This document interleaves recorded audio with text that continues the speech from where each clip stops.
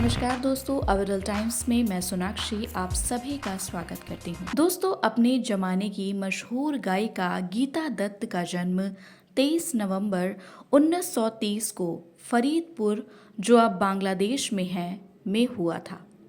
बेहद खूबसूरत और सुरीली आवाज की धनी गीता दत्त फरीदपुर के जमींदार परिवार से ताल्लुक रखती थीं।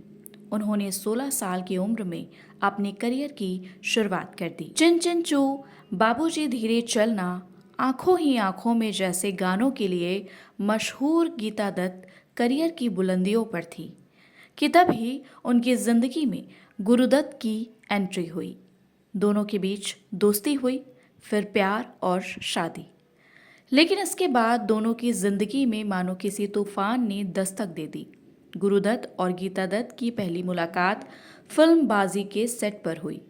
गुरुदत्त के बतौर निर्देशक यह पहली फिल्म थी। गीता दत्त तब तक इंडस्ट्री की मशहूर गायिका के रूप में स्थापित हो चुकी थी और अलग अलग भाषाओं के सैकड़ों गानों को अपनी सुरीली आवाज से सजा चुकी थी। फिल्म बाजी के सेट पर गीता ने फिल्म का एक गाना तदबीर से बिगड़ी हुई तकदीर बना दे गाया। गुरुदत्त इस गाने को सुनकर गीता पर दिल हार बैठे। यहाँ से इनके इश्क की शुरुआत हुई। दोनों का प्यार परवान चढ़ा और फिर इन्होंने साथ जीने का फैसला किया। गीता और गुरुदत्त ने शादी का फैसला किया। हालांकि गीता का परिवार इस रिश्ते के खिलाफ था। परिवार के विरोध को दरकिनार कर दोनों ने 26 मई 1953 को शादी रचाई। दोनों खुशहाल वैवाहिक जीवन जीने लगे। परिवार का विस्तार हुआ और इनके 3 बच्चे तरुण दत्त, अरुण दत्त और नीना दत्त हुए। लेकिन अचानक अफवाहों ने इनके हंसते खेलते परिवार में ग्रहण लगा दिया। इस खूबसूरत प्रेम कहानी का दुखद अंत हुआ। रिपोर्ट्स के मुताबिक शादी के बाद गुरुदत्त ने गीता दत्त पर बंदिशें लगा दी कि वे सिर्फ उनकी ही फिल्मों में गाएंगी। धीरे धीरे संगीतकारों ने भी गीता दत्त से किनारा कर लिया। उधर गीता दत्त ने करियर छोड़ परिवार को तवज्जो देना शुरू किया और गृहस्थी में रम गई। वहीं गुरुदत्त अपनी फिल्मों और काम में इतने व्यस्त हो गए कि गीता दत्त को समय नहीं दे पा रहे थे। लिहाजा दोनों के बीच तकरार बढ़ने लगी। इस बीच गुरुदत्त के विवाहेतर संबंध की अफवाह ने आग का काम किया। गुरुदत्त ने वहीदा रहमान को सीआईडी फिल्म में ऑफर दिया था। इसके बाद वह गुरुदत्त की ही फिल्म प्यासा में नजर आईं।